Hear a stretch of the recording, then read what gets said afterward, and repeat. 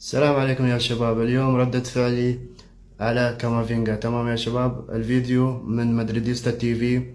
I don't have any right to this video. All credits goes to مدريديستا تي في. اوكي، يلا let's watch. هذا الموسم صراحة مبدع بطريقة مش طبيعية. شوف الكنترول، شوف المهارات قصدي.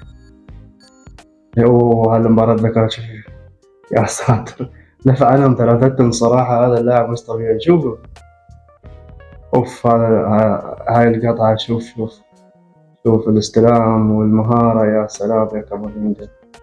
والله انه مبدع هذا الموسم، مبدع. شوف السرعة، شوف السرعة، يا ساتر. هذا الاسيست صح؟ ايه. والله هاي الانطلاقة من اروع ما تكون عن تاريخ مندي بكبره يا شيخ.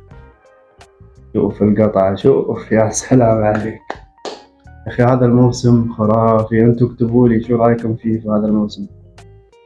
So again, this goes to Madridista TV. ها، شوف السرعة، شوف السرعة. لا ما أتذكر. الله ينطرك يا بريقة. شوف المهارة أنت بس. والله أنه على فكرة هو هالأيام يعني وايد مركز على المهارة والباسات. يعني وايد قبل كان يخسر كرات كثيرة ويقطع كرات. لاعب خرافي يا أخي، لاعب خرافي، يا ساتر. والله العظيم له مستقبل كبير. يا هاي الحركة وايد كان يسويها على فكرة. شوف الانطلاقة، شوف كم لاعب عليه. شوفوا لاحظوا، يا سلام. يعرف يطلع من الضغط صراحة. قبل كان يخسر كرات كثيرة. شوف السرعة يا الله يا البادي. شوف البادي. رقم ارسله بعد. هاي المهارة قلت لكم وايد بتشوفونها وايد. أوه. شوف القطعة. اوه، والله برافو الصراحة كامافينجا. شوف اللمسة. أخي رودريجو لو يركز شوية والله إنه له مستقبل أكبر بعد. شوف. برافو كامافينجا. عندكم هو تشاوميني بصراحة يكون لهم مستقبل مع ريال مدريد. الوسط في أمان، ما عليكم والله، الوسط في أمان.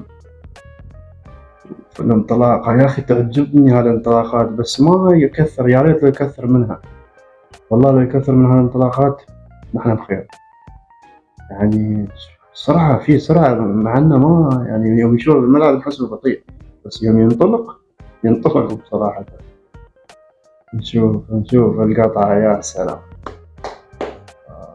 برافو يا أخي. يعجبني الشيء اللي فيه هو ما فيه في لاعبين ثانيين. يعني يحط ريلة.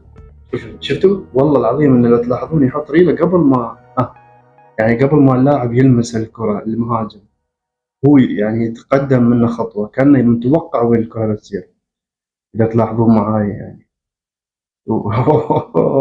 يا كبير يا كبير.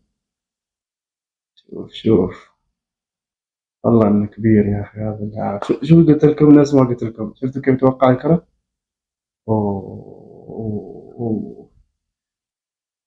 نفس ما قلت لكم، رجع وتوقع الكرة وقطعها. يا سلام يا اخي، والله مش طبيعي يا اخي.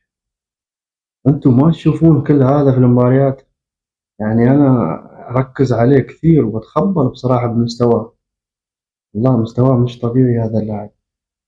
مستواه فوق يعني بصراحة.